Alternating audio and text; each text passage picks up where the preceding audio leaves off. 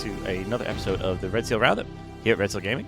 Once again, I'm Dan. I'm here with my buddy Sal. Welcome. And my buddy Christopher. How's it going, everybody? And we're here to talk some gaming again. Yeah.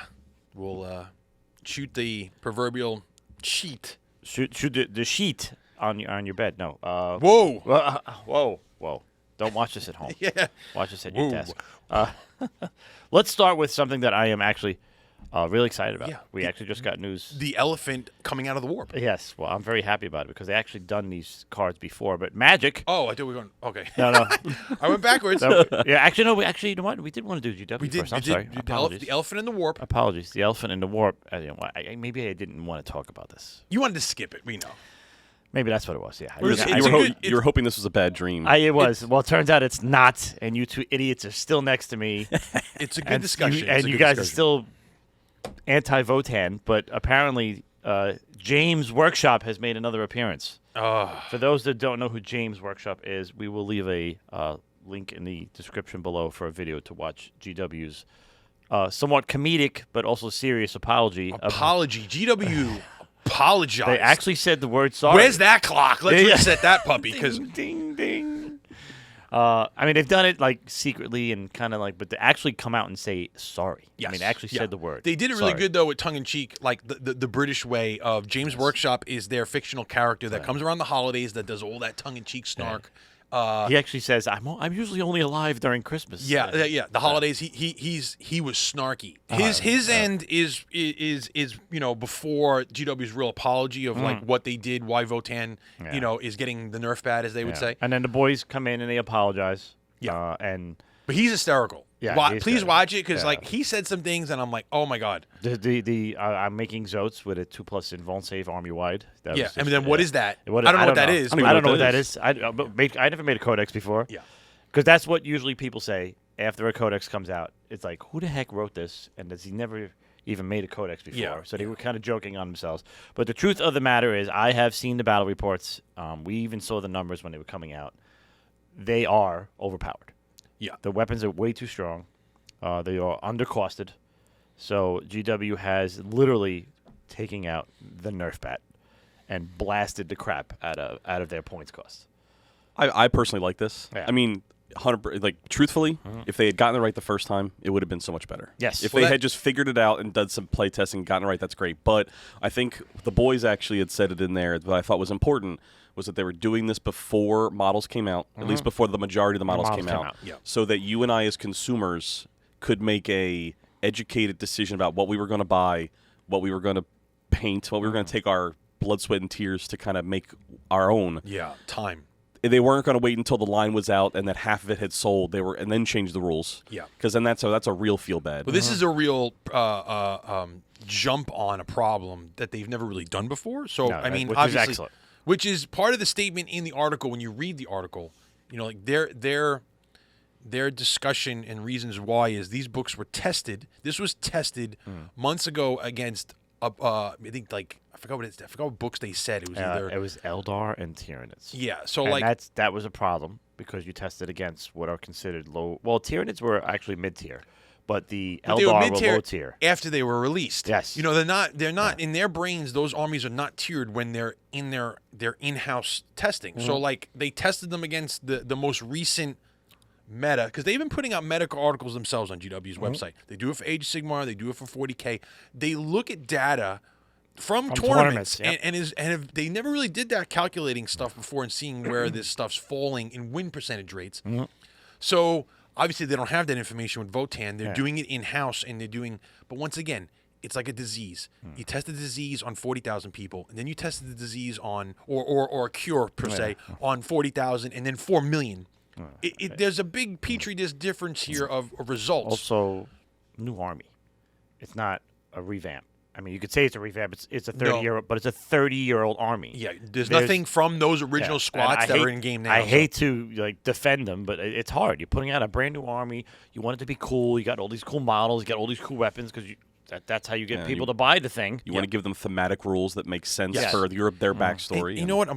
I would have to think part of it. I mean, if I was in the design team, I would say this too. Let's make them a little bit overpowered. Yeah. Right? So that they sell. It's a new army. So like that's why I think the price point on this army, the starter set Still fantastic. was as low as it was, and it's not on any other starter set. Why? New army. We have to get the numbers. This has to hit right with the community. Let it come out. Let it be a little powered, so it looks like, because that's what happens. But I think it was like there was a Crank it Spinal to Tap 11. was on 11. You know what I mean? Yeah.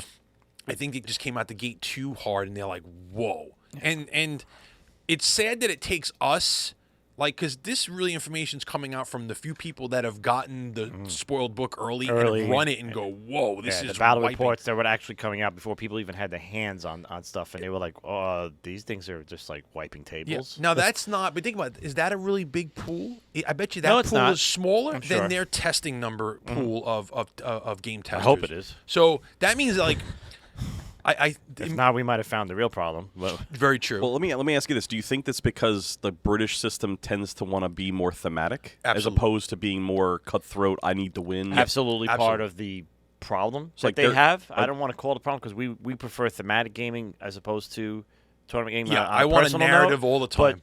they are more of a narrative driven. Yeah. I mean, I make a narrative just to community? drink my friggin' drink right now. I have a narrative in my head. I'm just playing which something is what we like. for the Empire. But this is where they're on Getting that. fat. You're on. How's they're that on, calf? Yeah, they're on that line though.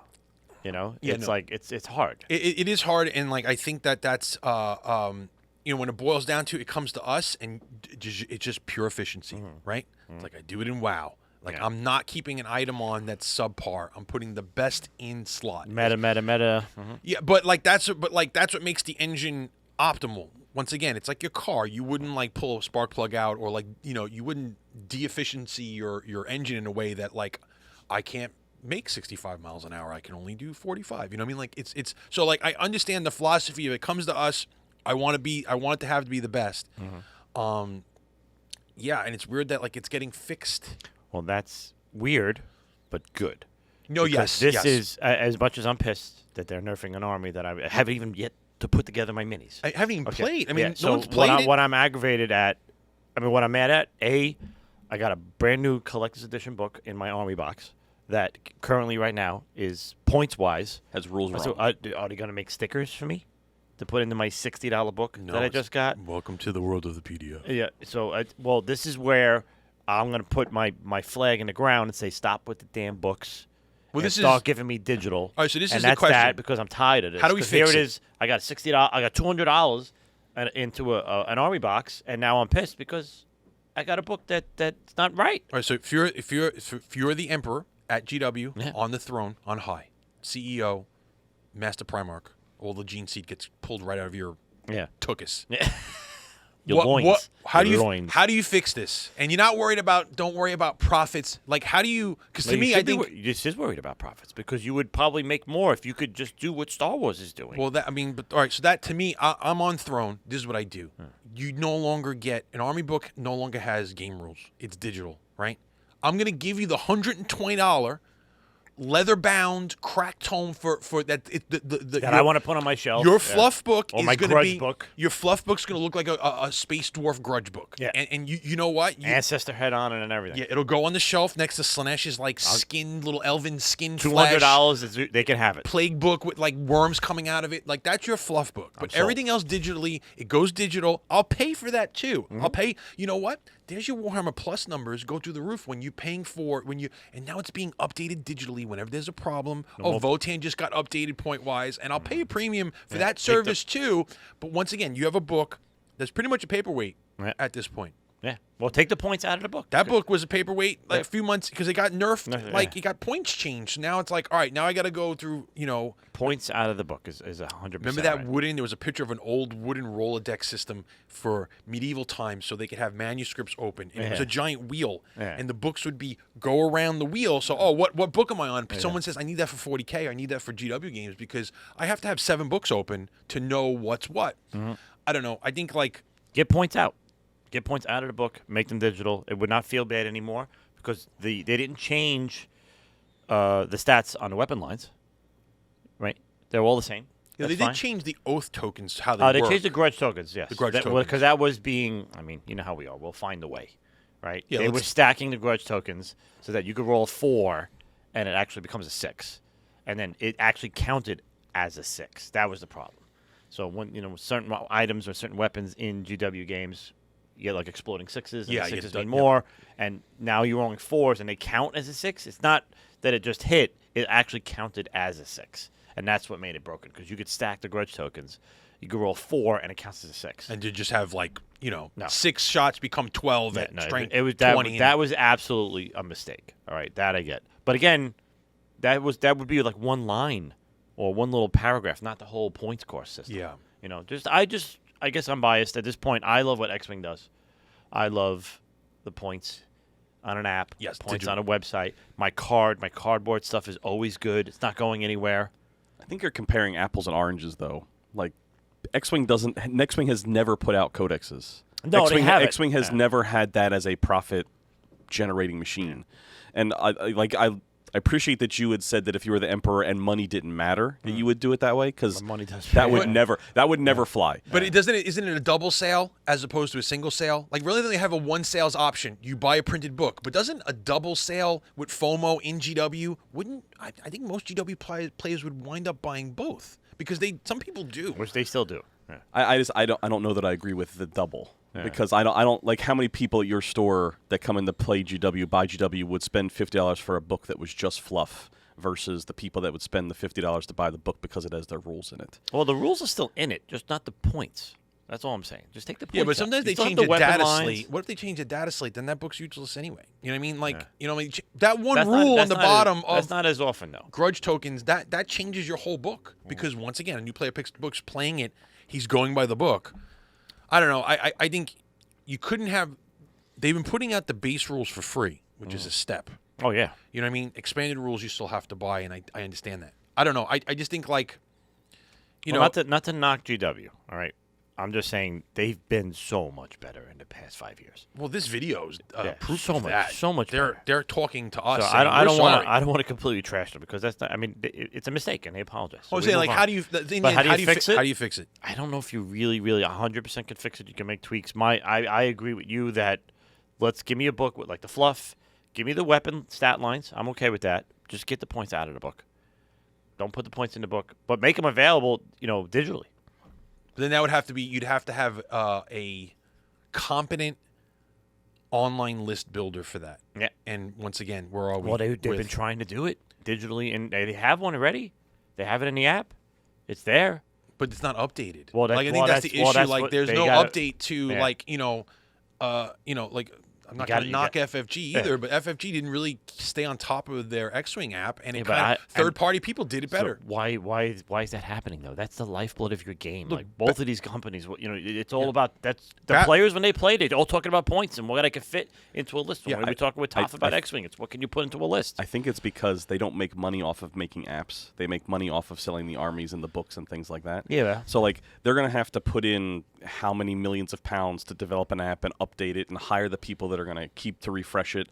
But that's an app on your phone that lives there that you're expecting to get for free. Especially the X-Wing players, they wanted that app for free. And then you're getting no profits from it. So you're spending money to gain nothing from it. Well, don't you gain that through putting it in Warhammer Plus? Like, Warhammer Plus in your subscription, that's your path, right? Like, I have to pay my Warhammer Plus subscription fee, and that should be part of it, I think. I mean, because, yeah, you give me the content and the battle reports and stuff like that, and cool. And you get the miniature, which technically you're paying for anyway, in reality. But, like, because then if you don't pay for the subscription fee, then you don't have access to the builder, and I have no problem with that. Like, there's a path. Well, if they do So that, there's then some they money. have to put the points in the book though, because you're paying for a rules book. Yeah. It's a tough economy. Like, Well, wouldn't it just be a database? You just have points in the app that you're paying through Warhammer Plus. yeah, but if you don't put the points in the book, and then you're forcing people to buy an app, then now you double dipping. I think you're going to get a lot of blowback on the Absolutely, internet about yeah. like, oh, they're putting the game behind a paywall. yeah. But what's worse? What's more money loss? Them fucking this up and nobody buys Votan and the whole line dies and like it becomes like, because there's lines that are dead, to be honest with you. No one's buying them because they just don't compete. They're not part of that. So I mean, like, what's their real loss in the end of, like, this could be catastrophic for Votan, plain and simple. Like, It's very possible that no one's ever going to buy them because they've already taken the preconception. This army's busted. Nerf bat. Now, no one's even played the army, too. Like that, we're quick to jump as gamers to say, I'm never playing this. It's unplayable. Yeah, How often do you hear things say, it's unplayable? Yeah, well, that's the sensationalism of the internet is all the clickbait videos out there. Votan are done before they even hit the table, blah, blah, blah. You know. Just play it because you like it. Just play it because you think it's going to be fun. We do that, and I'm sure a lot of gamers will, but this has got to hurt. It's got to hurt. Someone's getting a boot in the butt right now. But there has to be a fix. Like if you're the head designer or you're one of the guys there, I was like, how do we fix this? And once again, make profit margins. Because the other thing is too is they're a company that doesn't really make the money off their books. I'm sorry, they make the money off the miniatures. So as long as you trump these miniatures are awesome, and you keep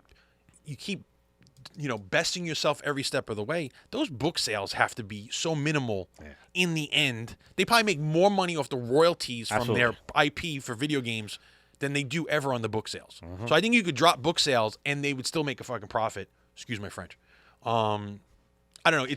It's once again, I'm not a business major, so it comes down to it is like you look at it, you're what do you call that? Armchair quarterback, armchairing, what the fuck? Monday morning. Yeah, I mean, so you're right though. They are in the business first and foremost of selling fine, detailed plastic minis. Yeah, and they have to do whatever they do to sell more minis. Yeah. And this, however, was just you literally dropped a bomb on the entire game right now. And I see a lot of YouTube videos. Everybody's complaining about, like, once again, GW doesn't care about you when it comes to the rules. They're not really concerned about the rules of the game. The game, it's like a byproduct of making miniatures. We got to come up with rules so you can play with these. This might prove that they do care. Because they, I think they do, because I don't think you have one without the other. You don't sell minis if you don't have a game to play with them. Yeah, I mean, it's not their statues. And I think they finally realized that because they once made that statement. I think it was about 10 years ago that we're not a rules company. We're a miniature company. They actually came out and said that. I don't think that gentleman is worth the company anymore. Yeah, I mean, because that was a big mistake. And as a gamer, I actually was pissed when they said that. I said, "Excuse me." I said, it's half of the game. The way I look at it, half of the game is half of the game is minis. The other half is rules. So here's the hobby and building the cool minis and the painting, and then this half of it, to me, I mean, I'm not saying the whole world looks at it this way. This is how Old Man Dan looks at half of it. It's I think minis, you're right, hobby, painting, assembly, hanging out with buddies, whatever. And then this is how do I use that stuff, and that's what got me into Warhammer in the first place. What gets me into it is you look at it, it looks cool as hell, and then how do you play it? So it's 50-50 to me. I think that also warrants it makes it, why I'm spending this much money on it. I wouldn't want to just spend that much money on it for it to sit and be a showpiece, shelf piece. Well, the money, yeah. You want to, it's got to work. The money issue for me, again, personal opinion, the money issue for me comes up when I spend the money, and then, all right, how do I use it? And then now that I can't use it, then you start getting pissed about the money. For me, like I look at the minis. The minis are cool. I have bought minis of armies that I don't even play because they look cool on my desk. Okay, so right? let me ask you this, and this is just keying off of something that you talked about. So you're pissed about the book, but everything that you wanted in a book is still there. Yeah. If you took a piece of white out and whited out the points, you would have the book that you asked for. I would, but what I'm pissed about too is, again, I'm a Votan guy. I'm an old squat guy, whatever. I'm going to say it because I don't give a shit. 30 fucking years, and you couldn't get it right? 3-0, and you couldn't get it half right. They dropped the ball on this army, in my opinion. All right? 30 years you had to get this army book at least stable, and they did not do that. So that, as, you lose heart when you see they had, I can say it again, 30 years. Yeah, I think there's that. That's what pisses me off. That's what I'm angry about. You had 30 years to get this army out that I've been waiting for. This is Dan being pissed. I'm going to act like a gamer right now. I'm going to say it again. 30 fucking years. Hopefully Phil puts an overlay on this. 30 years. Stormcast Phil might want to show up over there and say 30 years. Exactly. GW's going to strike me dead at this point. But that's what I'm pissed about. From what I heard, for this particular army. From what I heard from GW is it just might be it's the luck of the draw because there's not one team that works on a codex. It skips. There's I know at Age of Sigmar, they always look at it, a few of the guys I watch online, it's always like, what group made this codex? Because there's guys that there's a group that makes really good codexes, and then they don't make back-to-back, supposedly, then it jumps to the next crew, and it's the luck of the draw when your book's lining up who got it. That's like, is that true? We don't know. That's what it sounds, but that's what it looks like. Because it's like every other book is good or whatever. Because you can't release 2 books at the same time. I always go back. That's a perfect example. Is the Slanesh book and Daughters of Cain came out the exact same time. It was a double release. One was awesome, one sucked. Or just was not working and one worked. So that can't come from the same person's brain. They were like, there has to be. And actually, you know what? It was Rob from Honest Wargaming. The man, he worked at GW. So he knows who's working on the projects, and he knows that team has had their career record is they're 0-14. Subpar. So. But 0-14, it's like, all right, when do you stop giving it to these people now? Come on. Well, do they put the test? Do they put the Do they put the developers in the book, or is it just like developed by GW? Because of Matt Ward. Yeah. Matt Ward. Whenever Matt Ward got his name on a codex, I know that's like. It's like spoke the name. It's like walking across a grave and you feel chills. When you say Matt Ward to a Warhammer Fantasy Battle player of old, you just made me do it now. You knew that book was like either it was going to be contentious and because his name was on the book, and it was anyone else, it was cool. But if it was a Matt Ward book, you just didn't know what you were going to get. It could either be like the biggest brokenest thing that would just wreck the game, or underwhelming beyond. You know what I mean? Wet baloney. He was like he was wet baloney. No, he was like you know what? He was like the 3 true outcomes in baseball, right? He never got the hit. He never got the single, right? He got the home run or the strikeout. Yeah. That's all he got. There was no grand slam there was no base hit or double up the middle. It was or grand slam or he tore an Achilles. You're really talking. He spun into the ground and just so bad. Went on the IL. It was terrible. I have one more question before we move from GW, and you had mentioned the idea of tiering the lists. Now I know GW does this in Blood Bowl, where they actually literally tell you, this team is a tier 1 team and halflings are tier 3. Do they do that officially in GW and in 40K? No products. No, they don't do it. That's like other people on the internet tiering them? Yeah, it's just it's like Sal said, they recording data from tournaments. Yeah, there's two. How many, and the 4-0 to 4-0. It's always the 4-0. Who won 4-0? GW tracks it by win rate, so they'll follow national tournaments in Europe, tournaments in America, and they go by the data of win rates. So some armies, anything above 50-something, if it's a 50%, there's armies that are 43%, and they know, all right, Gloomspite Gits for Age of Sigmar are horrible. Crew Boys, unfortunately, Phil, are at one of the lowest. Someone in our Discord just posted a tiering. How bad they've been. How bad they are at the bottom. They just don't have the pieces that other armies have of mortar wound output, and the new rules went from monsters now to more about infantry blocks. And people just don't have good infantry blocks that compete with others. So it's a weird thing. 40K, same way. They have that win rate percentage. They don't tier them. Online people tier the crap out of them, where it's what's S tier, and once again they're doing constant videos about meta. Oh, there's so much of that because it's actually published in the book. If you want to play a tier 1 Blood Bowl team, then you play X, Y, or Z. Yeah. Yes. But those tiers are based on the difficulty for a player to play them. And is it not so much? It's also a little bit their strength I think it's competitive balance too. Yeah. Halflings are tough because you only get the tree men and they can root themselves, and your main players are, stunty strength 2 guys. It's just a harder. I think this just to give GW a break, because I'm still pissed, but I still love them. But it's freaking hard. It's so freaking hard for them. Well, they said they can't win. We're all allowed to be pissed. Yeah, but because at the same time, we were pissed because we love it. We need to also remember that they did us a solid in this. Oh yeah, completely. They apologize. There isn't a single person on the planet that doesn't wish they got it right, them and us included. But if you're going to get it wrong and you're going to need to fix it the way that they fixed it this time, tongue-in-cheek, because it made me laugh a little bit. I love Jay's workshop. It made the pain a little bit less, and then they did it early enough that you still can make an educated decision whether or not you want to continue to play, and just play that you like them. If you like the way they look, we were talking in the chat when our own personal chat when I put the Nerf hammer, and I was pissed when I first posted it, because I'm like, 30 years I'm waiting for this army, and now they effed it up, and blah blah blah. Now that I'm over it, and the bottom line is, I still love the minis. I still love Leagues of Votan. I loved the fluff. And you'll still And I'll find a make- way and to I'll- play I'll- them. I played dwarves for how many years? I see.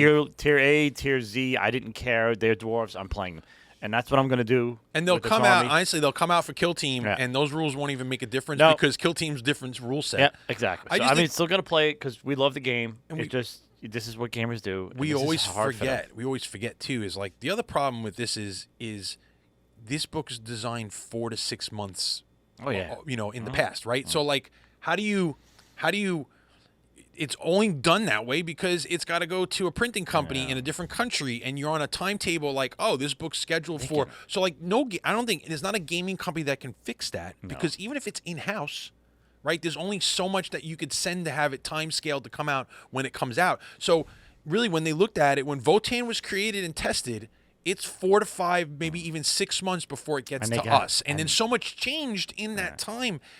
I don't know how you fix that. You can't. You can't because the other thing. I mean, even if they wanted to and they wanted to put the time in, they need it's ROI, return on investment. They spend all that money, molds, models, painting, testing. It's 6 months, a year that they're just throwing money at this army, right? So the guys up, the stock, everybody up top, say, hey, when are we going to see some money back on? They're you know, not private. They're public. They're public, so too. they have to make they those have- quarterly it's- numbers. It's freaking hard. Yeah. So because if like we put we just threw $10 million over here, when does that start to come back? When does that start? 6 months. And that's why they have to do it, and it's freaking hard. Yeah. It's freaking hard. And then this is a whole new army. We already said that how many? What is 15 factions? I mean, the Space Marines. I mean, you can get crazy, but Even more, because it's- those all have to be balanced individually. So we can roughly, let's just say 20. There's 20 different armies. I mean, it's a rough number. I'm spitballing, right? There's 20 different armies for 40K, and you just added a new one. So this is hard. I get it. It's I get it. definitely. It's hard. It's just from a personal point of view. Again, so freaking long. You expected better, but again, they did it right. They apologized faster than they've. Well, first of all, they never apologized before. This was a complete apology. Reset the clock, baby, because Yeah. when's it going to happen again? I don't know. I hope it doesn't. Hopefully, I mean, hopefully it doesn't. I hope it doesn't. Hopefully it never has to happen again. But it's So. that interaction with us, I think, is a breath of fresh air. Is like, hey, we made a mistake. We're fixing it. And which has been their trend for the past at least 5 years. The Warhammer community site. Let's not forget. I mean, we're kind of used to it now because we see it every week. We get This Week in Warhammer before I get it. Yeah, your favorite right away. Sunday. Okay, let's not talk about that. Sunday drop. Well, that's for another video. But we're gonna have to talk to James about that. I'll give James Workshop a call. Tell me before you tell the masses because I got my customers asking me about things that I didn't even know about because I missed a video. That right? guy's awesome. Yeah, but the community site. It's something we had wanted for years, and now we have it. And I think we're a little spoiled because it's still there. You're not in the dark. No, you're not in the dark anymore. You can go there almost every day and get some kind of excitement. Oh, check this out. Here's an article about Blood Bowl. Here's an article. But my about this. pessimistic Here's what's coming side always soon. goes is that they're because they want to, or it's just because the competition was giving us so much stuff. They're like, oh, we got to do this. Oh well, what I mean? Like, always whatever the reason. Whatever the reason, they're it's doing good. it. But Yeah, whatever always the makes- reason they're doing it. always makes you think like if there wasn't other sites that gave Dude, you we tons used of to information. come on. 10 years ago, we used to have to go and we used to have to go to Warseer to get any kind of info. Well, there wasn't a news site. There You was didn't have nothing. I news. mean, so it's there. So let's be happy. They Thank you, are GW. doing that. Thank you, GW. They're making changes. Fix the Votan. I mean, they Nerf bat. It is what it is. And now my dwarven grudge is going to come out and be like, you know what? We're going to kick your ass, even with a Nerf bat. How well, about I mean that I'll beat your ass with a Nerf bat. It might take me longer, In the but I'm end- going to do it still. in the end, people will find what they have available with what they have, and yeah, it's not broken, but someone's going to find a way to win with them. Yeah, It's just we plain and will. simple. We Even will. if it's 43% of the time, that's not zero, right? Like someone's putting stuff on the table, And, and it's Dude, the models are still great. Even if it looks like a Teenage Mutant Ninja Turtle tank, I still love it. I can't wait for that Land Fortress to come out. The Sagittar, I'm still, this is gonna be fun still. and, so. and these are the units that we've seen. Imagine what's still. I mean, Yeah. there's another wave in the works of something. Well, not unless it's in the army book, then we'll know basically. But Yeah, dude, I think Votan we're out, but I am curious what are they gonna do with Kill Team for Votan. it's just going to be those. Is it gonna be those kiln guys? That's all they'll do, really. I mean, probably the Hearthkin guys, maybe whatever the ground foot Yeah. guys are, basically. the Hearthkin guys. Yeah. Anyway, still good stuff. I'm glad they're doing what they're doing. Hopefully it continues. Yes. Speaking of new stuff, we also New got stuff. Well, this just popped. Well, we're actually filming on Saturday. This popped on Friday at the Hasbro Pulse. Hasbro Pulse. Hasbro Pulse.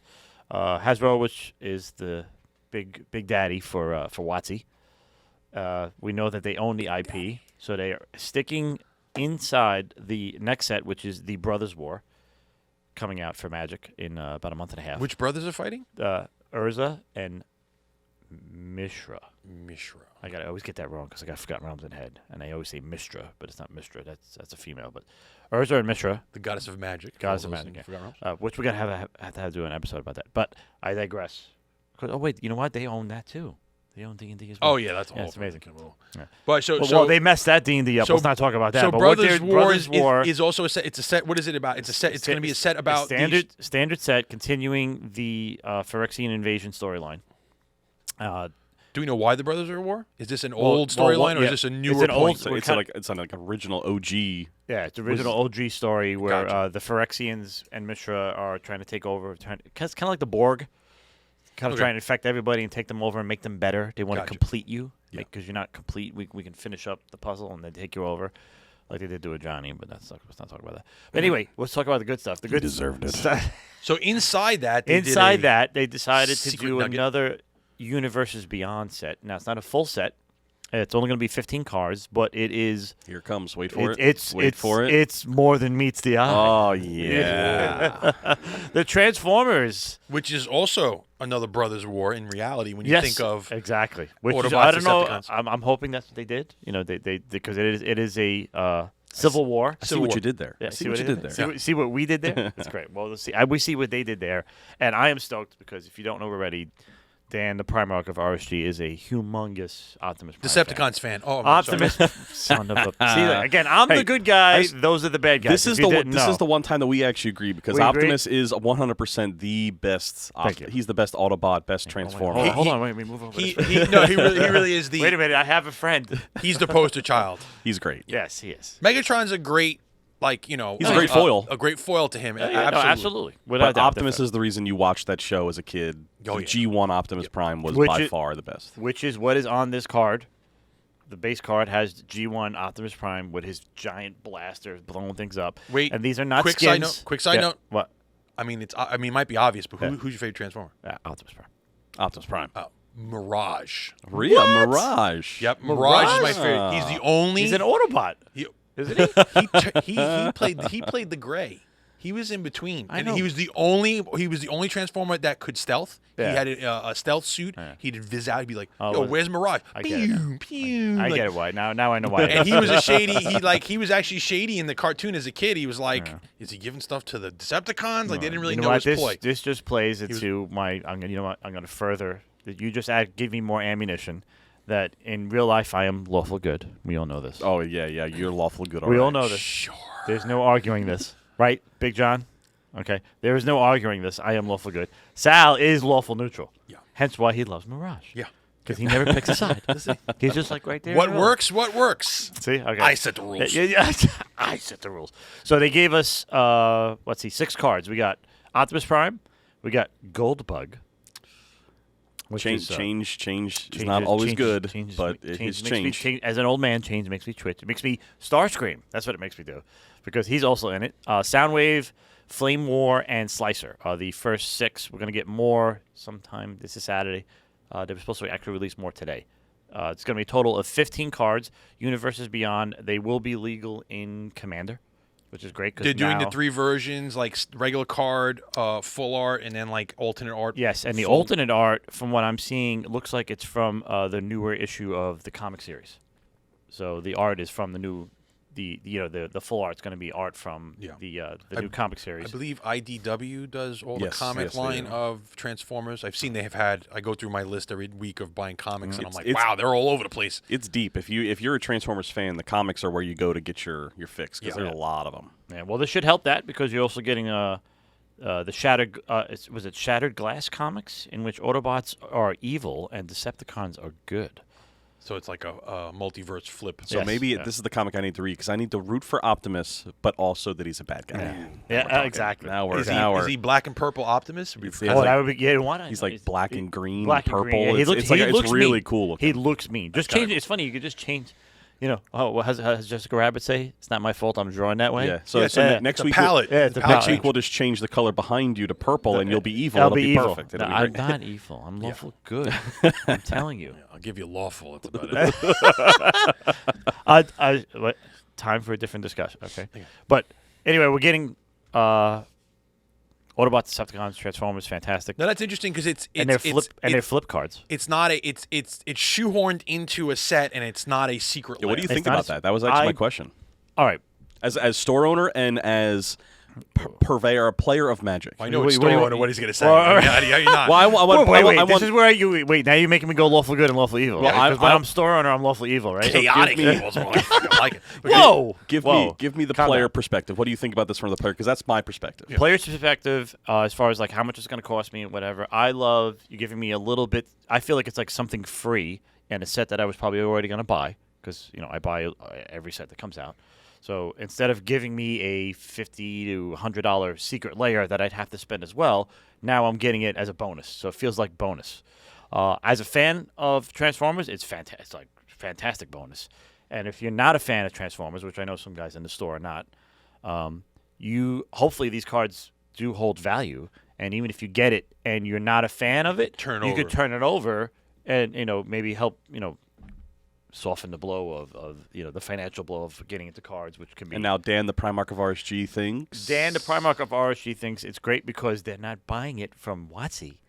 They're buying it from me. Yes. All right. So a secret layer drop, I see nothing. The store sees nothing. You can't get them, right? I can't get mean, them for that I can't- kind of. I don't sell secret layer. They sell secret layer. So to me, as a store owner, this is WotC throwing us a bone, store owners a bone. We threw a little flavor into. They've been throwing flavor into sets. I mean, the whole Legends thing with Dominaria, pull an old print that we found in the desert, whatever. Now it's. We talked about Kamigawa. It was the neon foils, which you can only get from for buying cards from a store. So instead of a secret layer drop, I mean, it's only 15 cards, right? Instead of a secret layer drop, it's cards you're going to be buying from me. So maybe it drives sales up a little bit because people are trying to get these as well. So that's my. What do you so think it's from I think it's a win-win. from a purist's set of view? Okay. As I probably Mike popped that one. Okay. Do you feel that those 15 cards take away from 15 Magic cards that I might want in that set? That would be more. There is the purist that's going to say that. Like what did I lose? What did I lose? Okay. Like nothing really. But I don't like, think. I think they just threw 15 more cards into the set. If it was a 300 card set, now it's 315. Now I don't think anybody. My other lost flip side of anything. that, before you go, is what about where's my full, Autobots Decepticons set? Well, this might be This might be the seed. This might be the seed. Now, can you do a full like we know coming down the road? Jig that puppy. Yeah, well, this whole universe is beyond thing. We got Doctor Who coming in a secret layer, so this is bypassing secret layer. You're gonna be. There's gonna be foiled. We got full art. These cards are flip cards. They can be commanders. This is all good stuff. To go to your first point, like, am I missing 15 cards in my set? I think you are always going to be missing 15 cards in your set. It's just that these have a triangle instead of a circle. Yeah. Because they're going to make commander-specific cards in your standard sets because it's one of their most popular formats. So as a standard player or a 60-card deck player, there's already 15 cards, if not more, that are not for you. Yeah. So, I mean, these cards not being for you is not a bad thing, because it's probably just a card that wouldn't have been for you anyhow. It would have been some legendary creature that's too expensive or doesn't fit the set's theme. They're legendary artifact creatures, which is interesting. That is cool. Yeah. They have the artifact tag. Yeah. They're Keyword? legendary And they got artifact. They got creatures. the color right on Prime, so that's All of them. They're all of them. They're actually pretty they cool. look like Starscream is mono black, right? He Starscream. is mono black. Starscream Yes. is 3. Oh, we're talking color identity. Oh again? yeah, color identity. Oh, you want to get to that? All No, right. I think Optimus was Optimus red, white, blue, perfect. I think he's perfect. Yeah, that has. I think he's absolutely perfect. feels right. All right, Soundwave. He is colorless, blue, black, and a white. I don't know why Soundwave has a little bit of white in there. Well, he controlled the masses, right? Like he was the one that was in charge of the cassette tapes. So Yeah. he could And spawn weaker creatures. That's so I that think like he plus does one have- plus one yeah. soldier and kind he, of thing, and right? he has token mechanics. So, which right, makes I mean, sense, the yeah. white So makes so sense. as far as like the play style, without a doubt. Yeah. My other thing would be, do you think that there's a metric window for WotC? They're releasing. We're getting these Transformers. We've gotten. What's the other IP that we got? The 40K decks. Yeah, We're getting Doctor Who. Dungeons and Dragons. So they did D&D. They brought that in. But I think like these three, because once again, I'm not going to count Lord of the Rings and D&D because they're fantasy. These Yeah. are outside fantasy. Okay. The three properties, kind of. When do we get G.I. Joe? Well, all right, but do you think there's a money? Do you think there's a money period that they look? All right, we're going to put this all in the same kind of area: 6 months, 3 months, 4 months, whatever it is, quarterly.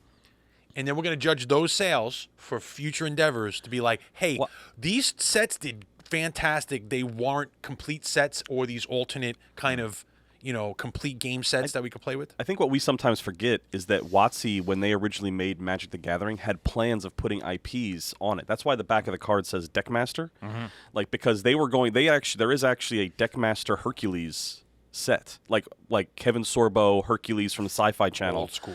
They wanted to make the same backs and then have different themes on the other side of the card, and that's why it still says Deckmaster on the back. But then they completely destroyed that because Hercules did terrible, and then they went all fantasy, all Richard Garfield's Magic. I think they're kind of reverting back to that. They had the idea back then, it didn't work. Let's do it differently. Let's do it the correct way, and I think you're going to see that they're going to start. Yeah. All those IPs that they own, they're going to start making them, and I think it's a good thing. Can't go wrong. Universus does it right now. Yeah. With the fighting games, with Mortal Kombat, Street Fighter, the My Hero game, they all have the same back on the card, the Universus system, and then on front it's whatever it is. So, like you're absolutely right. Deckmaster was supposed to be, the rule set, and then now we bring the IPs in. So, they are definitely throwing multiple lines out there, like we talked about with the Kamigawa with the Neon. Let's see if collectors go crazy, and they did. We already talked about a 25-cent card that's going for $1,800 because they put different art on it, right? We got we win a lottery ticket with the Dominaria stuff. Get the Legends card, right? Now we got Secret Layers have been going around for a while. It seems like it's every month is a Secret Layer dropping, which I do got to do a box opening for. I got to show you guys the There Be Dragons one from Beetle and Grimm's. Oh, you got that one? I got that one. It's Dragons. That's cool. I had to get it. It's amazing. I got to show you. It's got the counter, but see what I mean? Secret Layer can sell if it's something you like. For me, it was the D&D one. I bought it. I bought the Saturday cartoon one, which has the old D&D cartoons. The original. That was the last one I bought. Was the Saturday morning cartoon? Yeah. So, if you have interest, you could sell it. So I think this is them saying, let's see.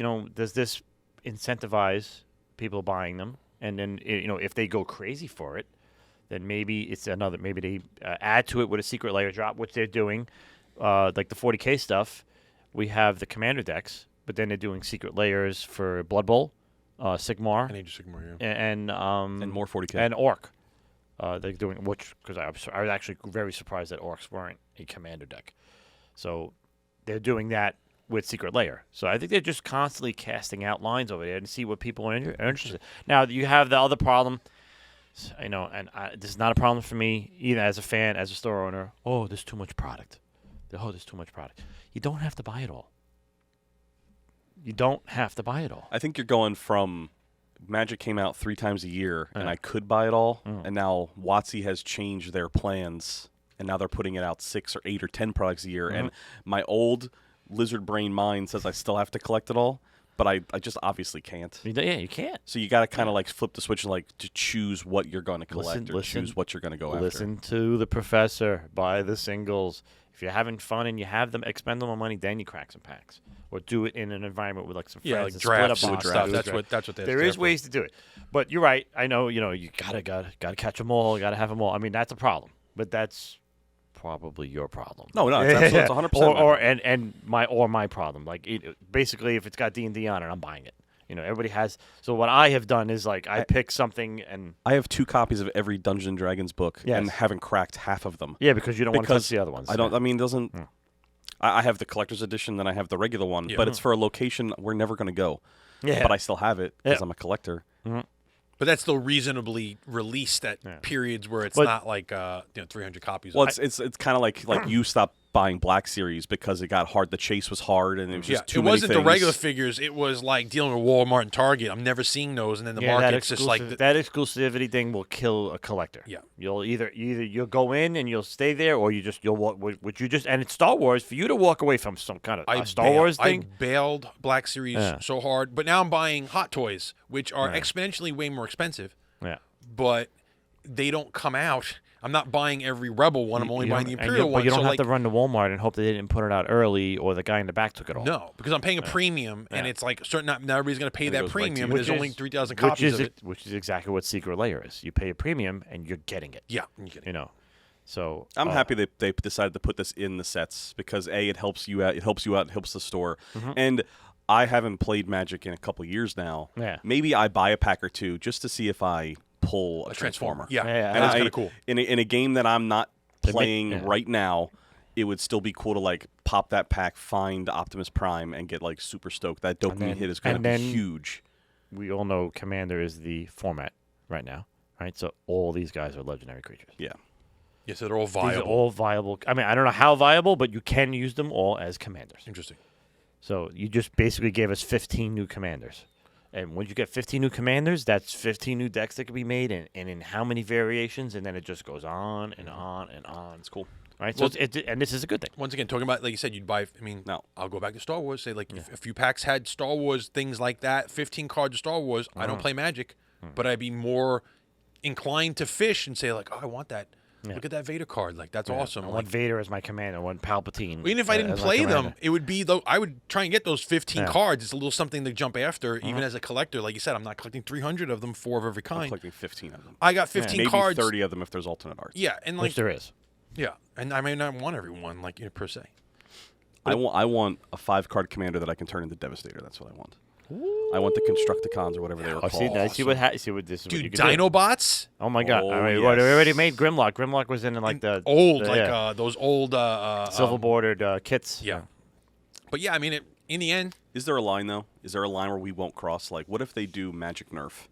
Because Nerf is a Hasbro thing. Well, they did that already in in that limited variety. In that special silver border, that's a whole different thing. Like the Sword of Dungeons and Dragons was in there too. But like, what if they did like Urza's holding a Nerf pistol and he's shooting Mishra in the face or something like that? Like, that would be, I guess it would be Black Border Universe Beyond. I guess if it was in the what's the weird sets, the Infinity. Infinity, yeah, that's which is coming out. I mean, I guess if you threw something weird in there, like shoot a Nerf gun at someone, like if you hit them, discard their whole deck. I mean, that's what I'm a little worried. But not on the card. I think that would bother me. I think that would. There's certain properties like I have nothing against My Little Pony. My daughter loved it. But like once again, there's that like. Does it translate into the Magic? Like all these things translate into, I don't want to say, but it's young, nostalgic cartoons of old, and like you're bringing it into an older, or maybe not older, but still it has. I don't know. New IPs bring new customers in. Yeah. Like you said, the My Little Pony. Does your daughter play Magic? No. If they made My Little Pony, would you try it? I'm down. I mean, I think all those properties, and that's why they do this. And I completely understand. Like there are some Transformers heads that have never touched a cardboard game in their lives that'll buy Magic cards because they want these. And that's why that's probably the main impetus behind doing something. And plus, that it's their IP anyway. Hasbro owns it. It's easy. Take advantage of their IP. They're double dipping on an IP that is popular. Does this mean they're going to start scooping up other IPs? Maybe, possibly. But the other thing is, like, all right, so, like, Transformers has kind of had other games involved. Like, there's been games for Transformers. G.I. Joe's never been in a game. I don't even know if the younger guys even know all the characters in G.I. Joe, even half of them. Is that something that would be, like, do they have to look at the demographic and go, is this going to, like, reach what they look deep at? into? They look at to find out, you watch G.I. Joe, your pockets are deeper than somebody that's 18 or 20 years old.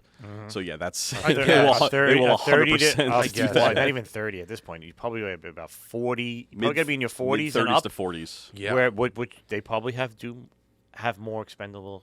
Income to spend on. But once again, is it deep enough to translate into the Magic card where it's like...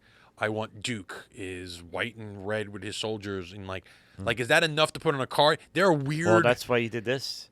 I know, but for some reason, Transformers just feel more. I guess I don't know. The problem with GI Joe, the truth is, it's probably too real. because it's. That's what I mean. It's like military. It's military So with it's like probably too real. It's over the top military when you think about it. Like no one never fucking does. It is. What are the colors of Cobra Commander? Go. Ooh, black, red, white. I don't know about red. He don't really fight. Cobra Commander fights. He's always running. Yeah, but he's like launching nukes every 5 seconds. Oh yeah, He- but that's black. That's black though. That's like damnation. He's just blowing everything up. Yeah. Well, no, Yeah. black is like decreasing everyone morale and like everyone's -1. But when you annihilation, that's red. I mean, that's like a big mushroom cloud.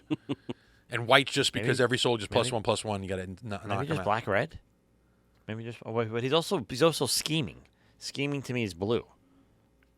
Yeah, I was thinking blue. Control, because he's controlling everything, right? He's always trying to control things. And So there was kind of blue, a magical. I'd go if you want to go 3-color. I go blue, black, red, because your red there was like a argument is magical element, like in the G.I. Joe movie. There was like a magical element of like the Cobra and like the snake people. And stuff yeah. like that. Oh, okay. Yeah, that's true. There you That go. would be Yeah. that other guy, Serpentor. Was Yeah, like yeah. he was like he'd be whack. He's red, green, Well, he was blue. above. Was he eventually like above Cobra Commander because he was like leading the snake? He was like genetic code of every conqueror, wasn't he? Like he was like Genghis Khan, yeah, Napoleon. Han, yeah. Let's make the worst dictator possible. Like, Well, I mean that. Well, now it's gonna fit into Magic because now you're getting crazy. You know what I mean? well, that'll fit. Well, that's Yeah, crazy. Exactly. You got snake people all day. Yeah. You can make a snake deck and throw Serpentor as the Yeah, legendary. there you go. There you go. It's crazy. Yeah, and then have what's that Australian guy that he doesn't he stealth?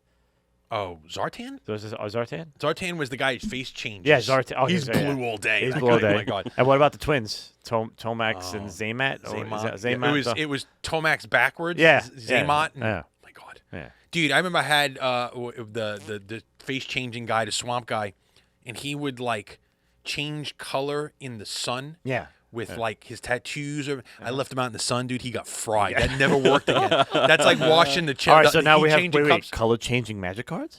Is that next? Why not? They got stickers. you Infinity's got stickers. Let's bring color changing Magic cards in. If you play this deck outdoors, you get different powers. you than know if what'd be you really play it cool? indoors. or like heat sensitive as my you touch goodness. it. Or black light. What if like you put a black light I'm not putting a black light in my star. and you get a different you get Whoa. a different could be like trouble. artwork behind the artwork. That could be trouble. that'd be cool. Yeah, I'd that'd be like cool. some kind of like face changing card. What I do? I mean, listen. Infinity has stickers. I mean, they're trying. But this whole conversation is leading Stickers. Oh, we're gonna talk about stickers later. to. Yeah. Yes, we got to talk about. What about stickers. Ditto? Imagine peeling Yeah, off. well, see what I'm saying? Peeling. This is just all them casting lines into the ocean to try to get more customers. That's love all it really is. You know, me. You know, let's go back. You know, all right, I'm lawfully evil. You want to say I'm lawfully evil? This is money machine go burr. That's what this is. They're trying to get more and more people to buy the product. Makes sense. And you know, like you said, somebody hasn't played in a while. Maybe he buys a booster box. I actually, our buddy Nas is a big Transformers guy. He's the guy that donated the lithograph into the store. Yeah, Big the front. Transformers guy. He's one of the first people I called yesterday. And he was like, no. No, like I could hear his head going, I don't want to. oh my God, I can't pay my mortgage next month because I got to buy all this Transformers Who stuff. made the Transformers card game that kind was of went WotC. defunct? That was WotC. That's too? Rossi, yeah. And that's defunct? They took Lucas Letzinger from Destiny, and he made the Transformers. card. Oh, Transformers that's card right. game, That yeah. Lucas left and went there. And that game's defunct? Yes. It was a pretty cool game. It was cool to be able to like transform into car truck or vehicle, whatever it was, and then flip them back over and do different things. But it had distribution problems, as they all do. And if you want to talk about Pringle. Like, Oh, my the- goodness. The foil, because the Transformers cards were oversized. They were like old school commander sized. Card size. Yeah, they And were big. I bought the starter set from like a Barnes and Noble or something, and I put the stack of Transformer cards on my desk. I went to bed. The next morning, I woke up, and it was literally like a half moon. It's like a They bridge. were- Like you had like It was a spanning You can bridge. use it as a trampoline. Yeah, it was wild. That's bad. Well, you know, when it all comes down to, in the end, these are all just skins, right? Mm-hmm. So, like, our segue to our next topic. Segway. I would have got away with it too. You if know, it wasn't for your damn Talking kids. about skins, we were talking about board games, and we were talking about the fact that they just announced Star Wars has the Pandemic game. They've skinned with the Clone Wars. Star Wars, all the things. Yes, and it made me start thinking about I've never. Yes, always. It's like this is pumpkin spice season. They say pumpkin all the things. No, Yeah, we're gonna Star Wars. Star Wars, Star Wars. everything. But like, so it made me think of the discussion with you guys is about we have a board game comes out, I don't want to play. I mean, especially after what's happened with us, pandemics. I don't want to play Pandemic. It's just not on my. It's not on my radar at all. But now Star Wars comes up and it's playing in the Clone Wars. I'm not gonna play while I'm living. How do you guys feel about games when they come out and they have skins? I think it's great because like I think it's awesome because now it lets me once again I'm running out and buying this game. I know there's a World of Warcraft one, which now I'm playing World of Warcraft again. It's on my radar. How do you guys feel about the skins? Love. Skins. Love. It's a win-win. How many skins? Can we get all the skins? More is more. Give me skins on everything. Classic example. I mean, not that I play Monopoly anymore, but Monopoly is still alive today. Because of skins. Because of skins. Skins. There are, I don't know, 47 different versions. Can you of say Monopoly? like 40 skins? There are 40. Inside skins joke. Yeah. Oh, Snapjaw, how we miss you. We'll meet you again someday. Yes. Snapjaw's still alive. When? I don't know. Maybe in this room. Hey-oh. No. So I'm down with skins. So all right, so 100%. what would be a skin? What's a current game out now that you would want to see a skin on, and what would it be? I'm going to let Dan go first because I actually have two, and I don't want to steal one from somebody. So I don't know. I'm still on the fence. Well, if you don't know, I have two that we can talk about. Go. So the first one that I mentioned out to you before we started was the idea of Ticket to Ride. Ticket to Ride is an incredibly easy game, super introductory. You can bring anybody that's played Monopoly into that game.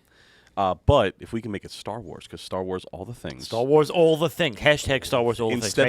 Instead of laying Going down on Twitter right now. Oh yeah, Star Wars, all the things. Hashtag.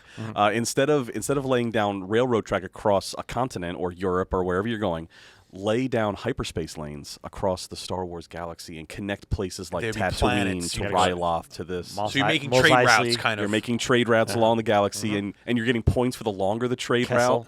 The longer it is, and Kessel might be incredibly hard to get to. Like maybe you have to pull out ports or something like that, or little from way like stations. the core to the mid rim to the outer rim. Yeah. Well, Ticket to Ride is a great game. It's sold millions of copies. And the way Ticket to Ride works is you get little ticket cards that tell you got to connect this town to this town. Well, now you got to connect this planet to this planet.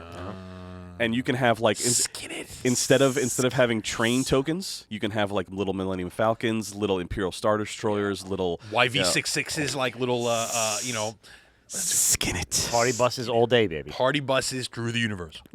That's good. What was your second one? Or my second one is still Star Wars. Okay. Oh, of course. I got mine Star Wars. I just thought of Star Wars one. Go. So what is your favorite game My favorite game right now of all time? Lords of Waterdeep. Lords of Waterdeep. So instead of Lords of Waterdeep, Lords of Coruscant. Dude, that was in my exact idea. Scratch it off. Perfect. Dude, that's exactly what I want. So Are you kidding me? I think maybe even more better than Lords of Coruscant would be like Lords of Mos Eisley. Okay. So you could be 'cause like they're Underworld. all the crime bosses. Remember when we saw in The Mandalorian that that town was being controlled by multiple different gangs? like gangs. Even the Watermonger like had a thing going on. So you could do Lords of Waterdeep, but you're in a Star Wars town and you're trying to control it and you're trying to do the underworld scheming of it, and you can do send your swoop bike gang out to do this quest. Yeah, and then you get or send your strong arm your pikes or your real tough guys. So your fighters go off to do that. There are four resources in Waterdeep. What are the 4 resources in Lords of Coruscant? Do we have water. like Gamorrean guards or your warriors? Yeah. Oh, you mean those? Okay. So what are those 3? So you have your the workers. You have the wizard, you have the paladin, and you have the rogue. What are we? Smuggler. Smuggler is the rogue. Rogue would be smuggler. Jedi in place of the priest, or wizard maybe. Or wizard. The wizard. Priest, you'd have to do the back to tank. Yeah. Whoa. Or droid.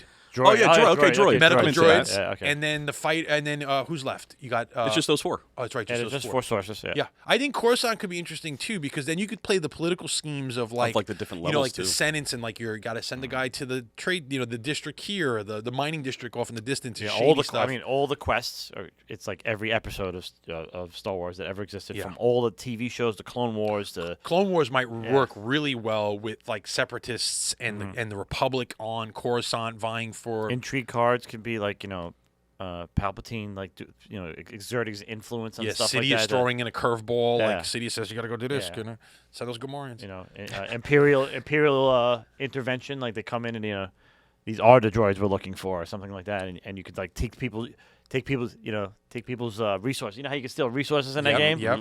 You could take a droid from anybody. Yeah, everybody gets a free droid. Or you're looking for droids. Pay them a copper, and you get to, or pay them a Imperial credit, Credit, and then you credit. get to steal their worker because you hired them. Do you picture the metal Imperial credits you would have with the game? Oh, there we go. everything. Skin everything. We're gonna have to start a company called Skin Everything. Skin all the things. Skin everything. Skin Yeah, all the things. I'm just thinking of like any of the games that you like. Like I've never played Wingspan, but I know it's got birds. Make them all flying D&D monsters, like Dragon Wingspan. Dragon Wingspan. Dragon This is Wingspan. terrible. I mean, because you have like variations of and old Wingspan. Ariana has made Wingspan like her thing. Like she's like showing everybody how to play Wingspan. All I see, it's always being played in the She's store play now. it's like every board game night. She's got people getting into. I know she's cheating though. I've seen her. She's totally. Cheating. Oh, She. So Wingspan's become, and I told her the story how Waylon got me into Wingspan, because I'm a big jabroni from Staten Island. I'm like sports and whatever. I'm like, I'm not playing no game with birds. It's got birds. I don't like birds. I'm gonna play with birds. points. I'm gonna play with birds. And then Way goes, Who, me? But, yeah. But then Waylon goes, but they have falcons and eagles and owls and like all the predatory birds. And I'm like, wait And a then minute. did you You mean slowly? then I was like, I mean, I could play the bird. my God. You mean I could play the birds that eat other birds? And he's like, yeah. I'm like, all right, I'm in. Yeah. And then I played it. And I'm not a dove. Yeah, exactly. I'm a peregrine. Yeah, I'm a peregrine falcon. Like, say it. That's you know? cool. That's cool. So, but again, skin it, like you said. Now I'm a red dragon. You know what pisses You could be me an off? owlbear.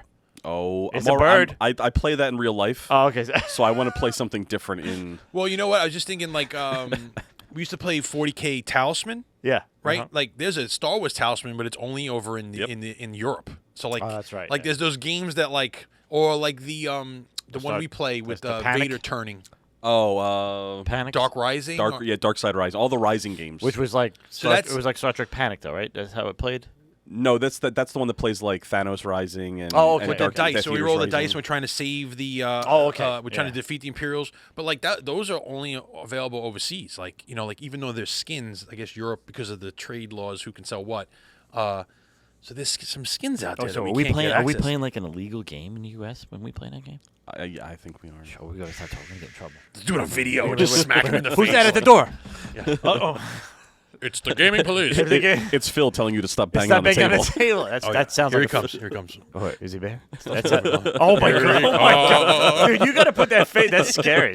That sounds like a Phil problem, but whatever. That's Anyway, so yeah, so I mean, I think like we're in agreement. Skins are good. We want Skins are more awesome. skins. I mean, Well, we And, just and it's the same thing we just talked about the Magic. It And just that's- gets new people to play a game. It gets new people to buy a game. Yeah. You can put Star Wars Pandemic on a shelf in any store and it'll sell. Mm-hmm. You put Pandemic on a shelf in any store, it might sit there. Especially in these times where we don't really want to talk about that's Pandemic. like It's I a said, dirty word. You just lived it. Yeah. You don't want to play. But Yeah. but And it's a great game. But I yeah. mean, but now, like I said, you get like going back to the Transformers. You never played Magic before, but you're a Transformers maniac, right? They had the Transformer game, it died. So you're like, oh, they got Transformers in Magic now. Maybe you play it, and then you're like, well, man, Magic's great. Next thing you know, you're another Magic guy. And you can play then a game that's been around for 30 years, Yeah. and you can get your Transformers fix at the same 30 time. years. And it's Oh, there it is. it's a safe and they get it right. And it's a safe bet for studios now. We talked about this in like Whoa. movies. Like it's a safe bet, right? Like instead of creating your own IP, and you just don't know in this climate, Yeah. I think everyone in those production movies, games, the safe bet. Like they know people are fans of Transformers, right? It's not like coming up with their own IP. It's like, are we really know people are going to attach to it? It's a safe bet. And I think it's a safe bet throwing skins on things like it's just more sales of Pandemic in the end. And I think we bring up Star Wars a lot because we're Star Wars fans, but also there's not many options. Like, think how many board games there are for other things. Like, there's not many options. There's more also- D&D board games than there are Star Wars board games. It's for also sure. easier to take a game that works, that's popular. Chris's first example. Then create a Ticket to new one, Ride, yeah. super popular game, easy, very accessible to anybody that's never. If you've never played a board game before, Ticket to Ride is, it's the Ticket to Ride. It's that easy. But it to learn how to translates, play it. and, like, it It translates, and then you slap a skin on it because it's already working. Just how do you make it better? You throw Star Wars on it, right? Yeah. Yeah, you could do it so many things, like, in reality when you think of interesting. My brain is completely inundated right now with thinking of putting a skin on everything, and I couldn't even pick a favorite. It's just No. The Waterdeep right when I was like, what's my favorite game? it's How do I already- skin it? And that was exactly it's already what I thought. it's already happening for me. I mean, I know the set was underpowered, but the Forgotten Realms set in D&D, you gave me You know, I just exactly what you wanted. I got exactly what I wanted. You know, it happened already for me. I currently am playing a dice rolling commander deck. Is it the most meta thing in the world? No, it's not. But man, it is fun rolling dice while I'm playing Magic and watching people go, oh man, if he rolls a freaking 16 or higher again, we're gonna get obliterated. Do us a favor in the comments below. Write what your skin of your favorite game would be. Yeah, that'd be awesome. We just get some ideas, and maybe we can shout those out next time we record.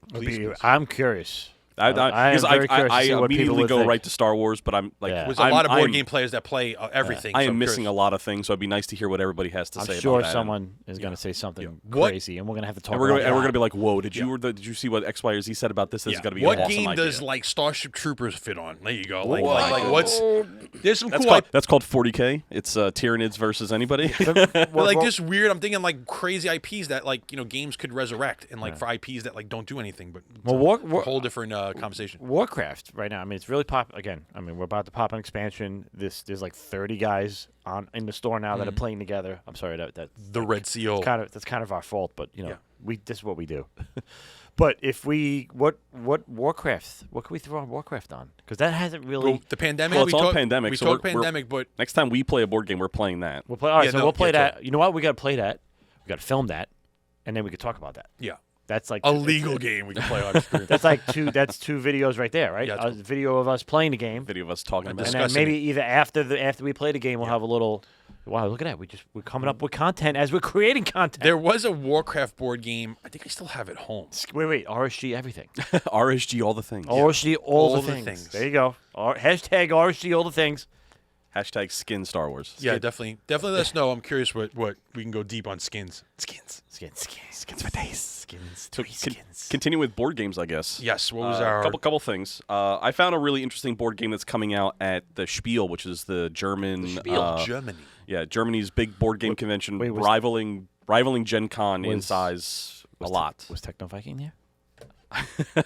I don't know. I didn't see him. Well, I don't think the convention's actually happened, but it's a game that's coming out. It's called Monster Inn, and since we're always bending towards like Dungeons and Dragons, I really thought this was a cool idea. They've done it before. It's very much like Boss Monster, which was a card game. Yes, I remember. But you are playing the denizens of the dungeon. You are playing the villains, if you will, which is a new thing that's been going on. And then you get to then seed your dungeon with more little creepy crawlies.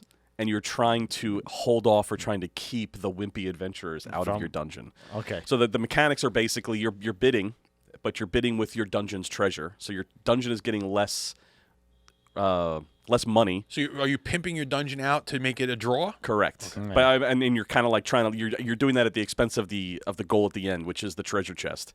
But you're trying to bid against your fellow combatants for the different monsters and things that might go into your dungeon. And there's another mechanic where you can actually send wimpy adventurers to somebody else. It's very much like Boss Monster was, but it's just cool that it's fantasy themed. And I saw that it was coming out and thought it'd be cool. Cool. It's a reverse D&D. Is it a Kickstarter? It's not a Kickstarter. It's coming out. I actually had it here from Pegasus Games. So is it co-op? Is it competitive? I think it's 100% competitive. It's 100% competitive. You're trying to be the best overlord. Basically. You are the commander of your dungeon. He's of his. I might have an edge on that one. You've been doing it for a little while. I've been killing you mofos for I just want to be lately. I've been killing you mofos. I've been killing you mofos for 30 years. I would just be a lich just sitting there. I bide my time. Yeah. I'll kill you guys in 35 years. Eternity to wait. Moving on to Kickstarter, two Kickstarters jumped out at me that haven't actually released yet, but they're getting there. One is Terraforming Mars, the dice game. Excellent. Which I think is kind of cool. I personally have never played Terraforming Mars, but I hear that it's a great game. Fantastic. But they're doing the same mechanic. You have Mars on the board, and you're trying to augment it and trying to build it up to a habitable place. With but dice, it's all dice. Interesting. Film the guys playing Terraforming Mars. Boom. Instant content. You teach me, I'll play it. There you go. Yeah. And then the other one I saw in here, because it pops up in the Discord every once in a while, is Elden Ring. Elden Ring was a huge video game release. Probably going to be Game of the Year when they announce it, because it was... As a Star Runner, I hated Elden Ring because people stopped coming to the store. People stopped coming there for a little while. Yeah. We lost Big Rick for like a month because he was playing Elden Ring. You can now play the board game version of Elden Ring once the Kickstarter releases, and it's supposed to be you're playing one of those individuals. You can work together. Just make sure you do it at Ritzia. Don't they have other? Doesn't that property have other games of their other? Elden Ring? Yeah, Elden Ring is also. Are they Bloodborne? Bloodborne is like in the line. There's the original one. My son plays it, and he's gonna kill me for not remembering. Souls-like. Dark Souls. Dark Souls. Yeah. I think Dark Souls was also a board game, so it seems like they're on path to like that's the same kind of like Souls-like they call it games. I'm assuming it's gonna have like a full miniatures line, like they're always big. I'm assuming it's gonna be big miniature. It's gonna be a pretty large amount to kickstart it. Yeah, but you get like that giant stack of boxes. Cool. And then the last thing I had on my list was I wanted to talk a little bit about legacy games. My wife and I have actually just started playing the Legacy of Isla Nublar, which is all about Jurassic Park, made by Funko. Actually, really, really well designed. We're about 4 or 5 adventures in out of 12. Really enjoying it. But as we were playing it, and my wife had never played a legacy game before, and I hand her a card. I'm like, you have to rip this up. And she gave me this look like what are you talking about? It's like, you have to rip this up. It's a legacy game. This card will never come up again. We're never going to play with it again. Just rip the card. And she did not want to do it. Yeah, that's tough. Shit. And eventually she did, but there was definitely like some anxiety, like as she's ripping the card. And I just wanted to. We've never played a legacy game before, and I was kind of curious what you guys thought of them. And because there's a bunch of them. Pandemic has a legacy game. The first one that I remember was Risk. Was the first one that Rick Davio came out with. Charterstone is on here. That's a Stonemaier game. I have Clank Legacy is actually on here. Seafall, which was one that kind of bombed. Yeah. What are your thoughts on legacy games? Gloomhaven is another big legacy game. I've played Risk Legacy. They are relatively affordable, around $50 usually. I can see her trepidation because as a purveyor of these things, and as also as a player and a collector, you take care of your things. You're sleeving your cards and keeping it safe and buying an organization. So it's complete antithesis of what you normally do. It's like, oh, now you got to rip the card, and you're gonna have that moment of it's very hard to get out of that. Protect all my games till play this game and enjoy it. You have to destroy it. That's what's the fun of it. So it's like a legacy dinner. We eat and we throw the plates and we break them. Yeah, can't use these plates again. Can't use those plates anymore, and it's done. And then, but when I did play Risk, it was fun nuking something because somebody's annoying you. They keep taking this spot. We're fighting it over all the time. You know what, man? It's gone. Boom! You just blow it up, and then the next time we play, 2 months later, it's still gone. 3 years later, when you pick that game, when you pick that game up, that's still gone. So you're constantly you got to look at it as that you're evolving the game. You're actually, and that game is going to be. So you play it through. I think you could play about a dozen times or so. Usually they go somewhere between 12 and 15. Before sessions. You cannot. It's like you just destroyed everything or it's broken or whatever. And then if you liked it that much, you go and you buy a new one, and you can have a completely new experience. Well, that's kind of like the problem. Well, my problem with that is that experience is happening with the same play group because the moment you add someone new, they're experiencing the game from this point on, not from the beginning. So if you brought your version to play, it's not the intro game. It's your version. We're playing your version path, which is still fun, but I might not have been able to nuke that spot. Well, I think that's Mexico's got to go. That's the first thing I do in any game. Sorry, Mexico.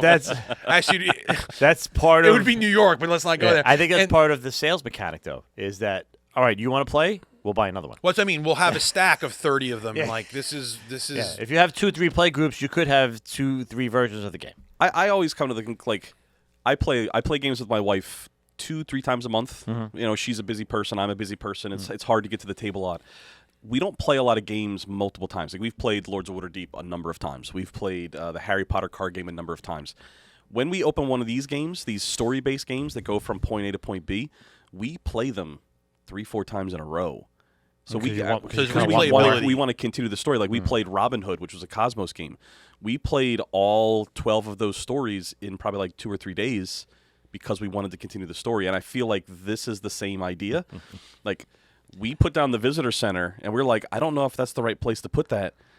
We're going to have to find out. Let's play the next one. Yeah, it is now. And it's a sticker. It's not coming up. I don't know if you see this smile that is coming across my face as you say this, because it just tells me what in the back of your mind the both of you are craving, and you don't realize it. Story.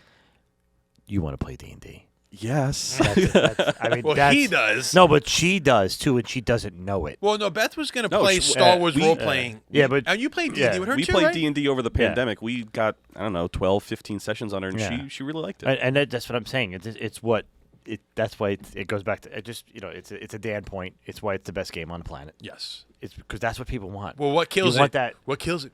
yeah. Scheduling. We all know that. Yeah. That's what's good about the Legacy game. There's no scheduling. Like you and your wife can play that and have a story that's linear, right? And that's like and to go to your point, like, well, this place is always nuked, or this board is never going to be the same. As soon as I open that game next year or 2 years from now, and we look at the board, like, oh, remember when we put that here? It is cool. And that was a really bad idea. Yeah. Like we currently have all of our carnivores sitting right next to each other.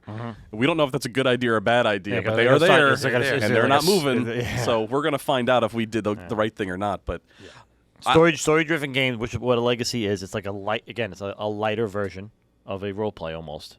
Because you're building like a world. The game board is your world, and you're morphing it. You're controlling it. And my board will never be different than yours. Yeah. But this leads me to one like half measure, if you will. So take Gloomhaven, for instance. Okay. Gloomhaven release, it's a sticker. You put a sticker on a board, the board has changed forever. They decided to then later make color forms. Now, for those of you that are not over the age of 40, color forms are little pieces of plastic that they have a property where they will stick to a surface. It's like a fathead in the wall, right? Exactly. But then they are very easy to peel off and then put back so that you could reuse them again. So you could actually reset Gloomhaven to its original factory design. And start again, yeah.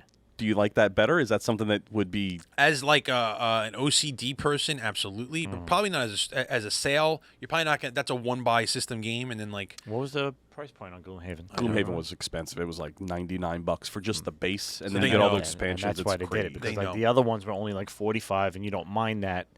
It's a round of beers. I'd rather spend higher and then change it, and then I could like reset something and go again. Yeah. And I think it also works if you're going to like, oh, my play group didn't like this. I'm going to go to another play group. I can reset the board back to 0. So like, what if after 4 or 5 games Beth hated this game? Like now I have to introduce it to you guys half done. You're gonna like hate Sal that. says, like what happened here? Where's half the board? Why is that nuked? Why is Mexico on fire? Yeah, and you don't get to make those decisions on is this right or wrong because it's already made for you. So like, honestly, the game is not long to play. It's only 5 rounds every game you play of that Isla Nublar game. Okay. But the conversation that Beth and I have about like, well, what if we put it here? Well, what if we put it there? What if we put a barrier or electrified fence here? Like that is longer than playing the game. Yeah. Like.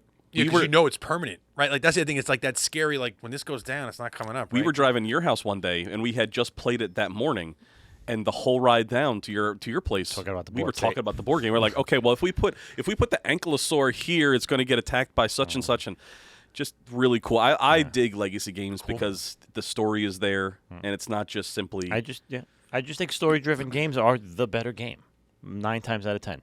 Any other game is like a quick hit, and you play it, and it's fun. I mean, we do love Lords of Waterdeep because it's especially Sal and I, we grew up with Forgotten Realms. We love it, So it's just a little taste of it, and that can bring you into something else. And this is it's RP light. It's super RP. That's like super light because there really is no RP. I mean, you're taking on the persona of a lord. It's canon. It's me making my own. I'm seeing something totally different when I play that game than when other people are seeing. Right. So here's the RSG project. We are going to take Lords of Waterdeep card for card and turn it into Lords of Coruscant. Let's do it. Oh my goodness! Wow. There's a right there.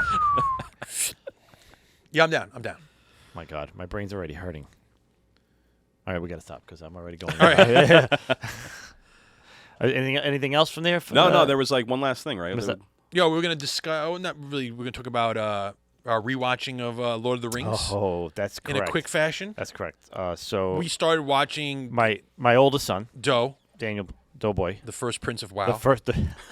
The Prince of RSG, as they're calling him. Yeah, one of the princes. The Red Seal. Because both my boys have become like the princes on the Discord because of Warcraft and whatever. Baron coined Doe, firstborn prince. Baron has a unique ability to drop these like nicknames on people. He's like really good at it. Yeah.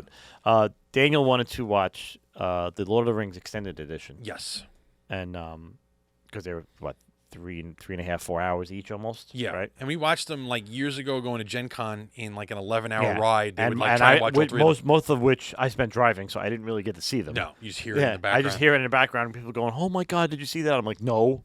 I see grass. I didn't see Frodo. I saw I've been grass." driving through Pennsylvania for 6 hours. We watched the extended edition of the Fellowship of the Ring, yep. which was absolutely fantastic. Yeah. Well, it's that if you're a discussion fan. why I wanted to bring it up. Is Yeah. like we watched it and we've seen it before, but we want to discuss that idea of the 4-hour version, 3-hour, 48-minute, whatever it is version is so much more rich, and it seems like that's the only way to watch it because the characters become more richer, the conversations, the deaths mean so much more. Boromir, everything we talked, we saw and discussed at the time. But we also understand that people can't sit. The average person is not sitting through 3-4 hours in a movie theater unless they're a diehard fan. Yeah, no. But it's hard when you take away and you don't realize it's like, oh, well, why is this movie moving so fast? Like, because they're jamming a story in 2.5 hours, 2 hours and 20 minutes. 4 or 5, yeah. Once lending to why we also don't discuss Andor or the Rings of Power or those because we're not all on the same watching schedule, so we're not kind of caught up. But we eventually will discuss those. But it also points out why TV works so much better because you got 12 episodes, 8 episodes. Character Even depth. then, sometimes it's not long enough.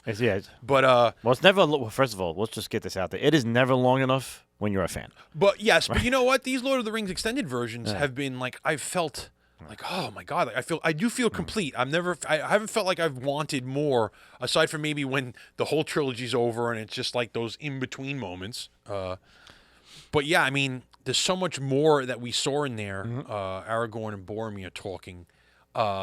And so when Boromir is on the floor dying, spoilers,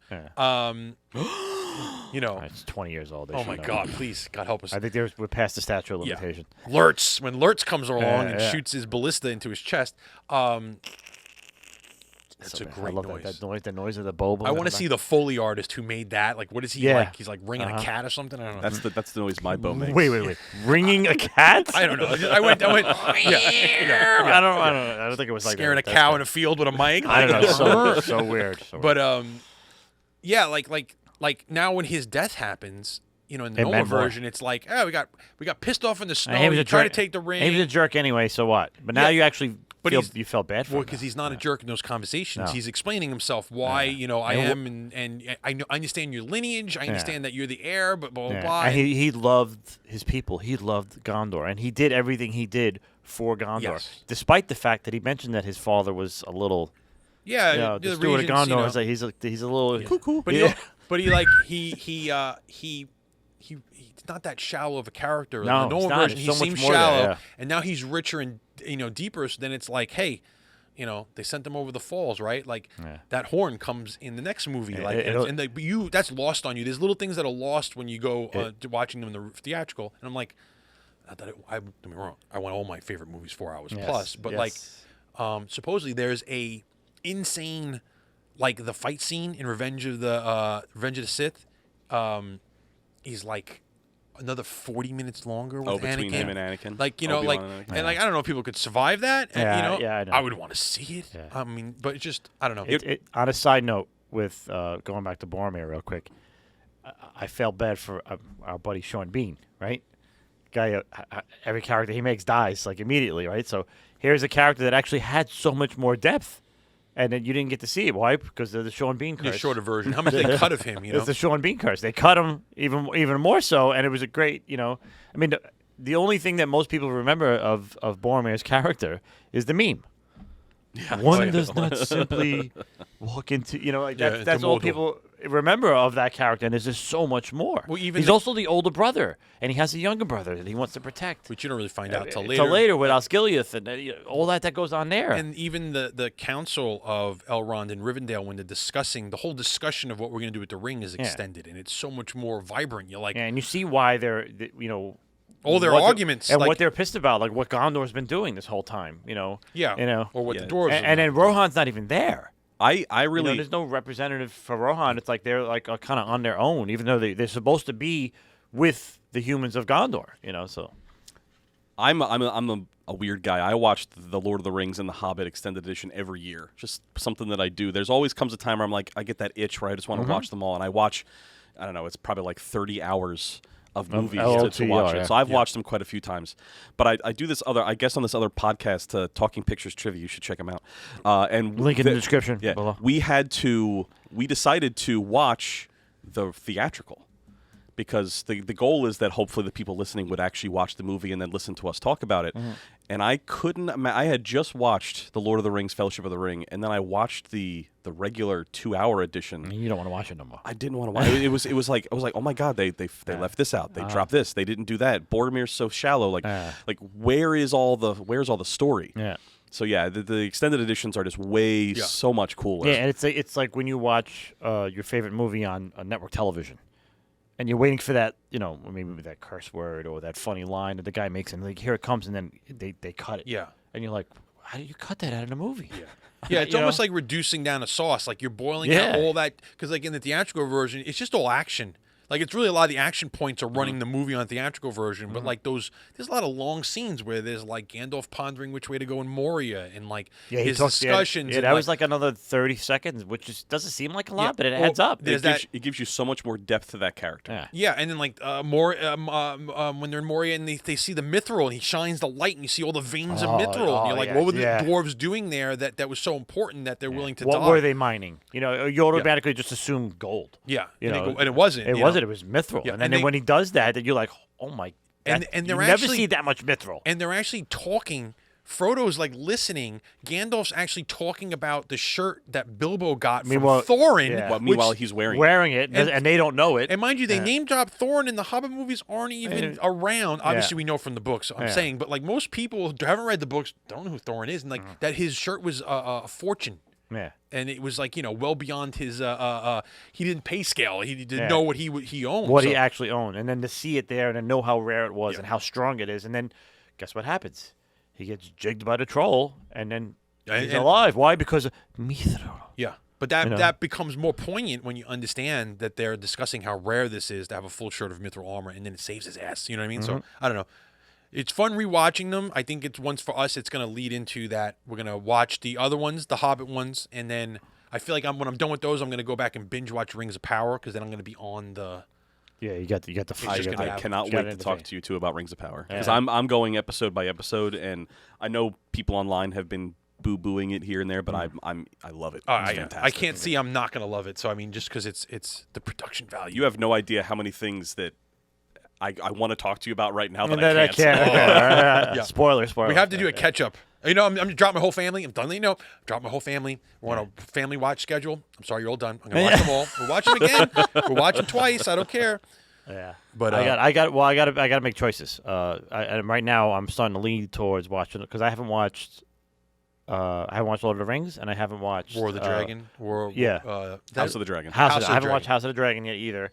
But I'm more inclined to watch the Lord of the Rings one right now because I'm watching the extended. Well, it's good. I watched House of the Dragon with my wife, because that one my son hasn't watched. The other one he hasn't watched Game of Thrones at all. So it's like we could watch that on a good pace and stuff. But like Andor, I'm slow behind. As of now, it's only the first two.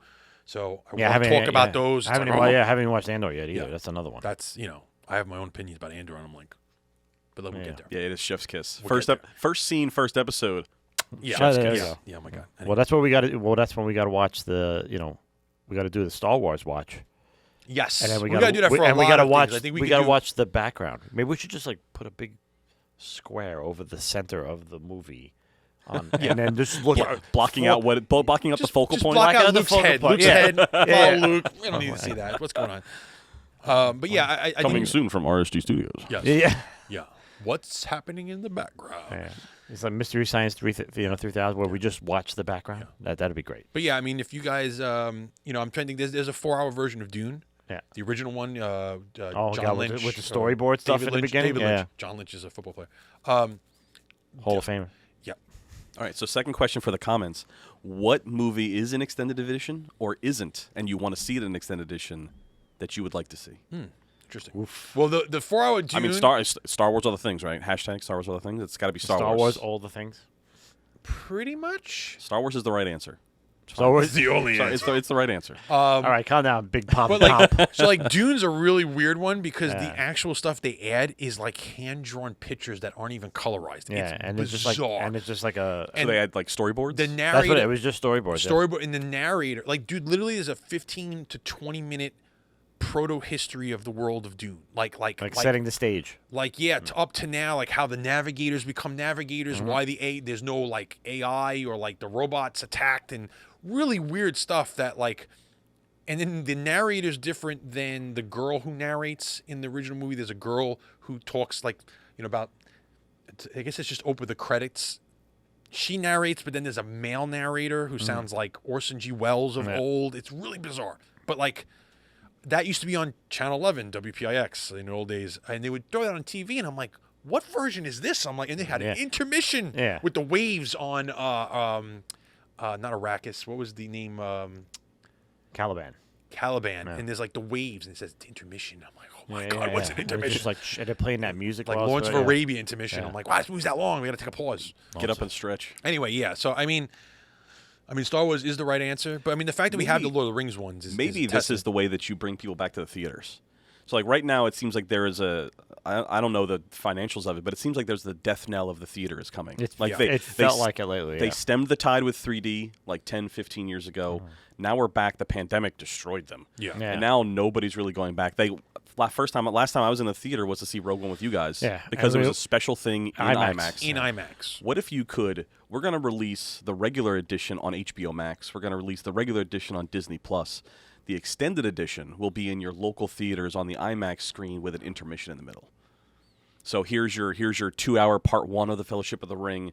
Take a little intermission. Go to the snack bar. Get yourself some popcorn and a cola, and then here's part 2, and then you can watch that. Like you could have like this communal atmosphere. Yeah, I mean that's awesome. I would definitely go. I don't know if it would appeal to the masses, but well, it's an definitely appeal upcharge to the fans. As long as you get more people into the theaters, you're making more I mean, money they're than doing you it. would. That's why they're doing this. Well, because then think about it. If everything. you were to shrink down theaters, there's a theater in France that made, instead of traditional seating, like, because our seating is not really, it's movie theater seating, theater seating, but it really is live action play and Broadway centric seating. Like you're sitting to watch a stage, and then eventually when there wasn't live act happening, they converted that and they put a screen. So you're still sitting how we used to watch plays and Broadway stuff, or live action shows. The place in France, they ripped everything out, and now the space is basically a vertical wall, and you sit in a Senate-like module, like from Star Wars' Galactic Senate. You sit in your own covered pod. Yeah. Almost like a theater box. A theater box, and everyone sits in their own theater box. So now there's no interaction with your group next to you. Your group buys these chairs, you sit in your theater box, and there's all the amenities for you in your theater box. It's almost like the seats in a stadium for football when you pay for the box seats. Okay. And now that's your theater experience. You don't have to be bothered by other people. Luxury You suite. can't hear. It's a luxury suite system. That's where you upcharge me for that version of a movie, sitting in my own thing. I don't have to worry about. Think about it, the pandemic. Kind of put the walls up, throw the walls up, and like I'll pay for that experience to sit in there and watch a beautiful. If I can be in the theater and not have to look down and see 3 cell phone screens because we're all covered and connected, I'm into it. Yeah, I guess maybe, I don't know. That might be because we're just old, though. I didn't care when I was 15 who was doing what and who was yelling. Well, I don't what. think when I was 15 there were no cell phones making everything blue. And I don't think the generation, or even the movie theaters, to have that bother them. Like, my son's not in a movie theater to even have that bother him. Maybe it would when he was there and everything's backlit because everybody's, on their phones. I don't know. Like, but they're not in the movie theaters, because they're watching everything streaming at home. So, like, I wonder what's the, don't give me a 900-seat cinema. Shrink it down into these, like, boutique cinemas. Boutique cinemas. But now, like, the offerings there, give me a tomahawk steak while I'm there. They're and almost doing that with the whole renting of the theater now, right? I think that's like the that's the precursor. But you're still renting that space. That's well, maybe communal. this is the precursor. Maybe this is them seeing if it's viable or not, and then if it is, they this place in France is if they're working it. Somebody in the States is probably thinking about, well, look what they're doing. Maybe we could do it too, and have like the premium seating, have the luxury seat experience. Because then you're buying the movie.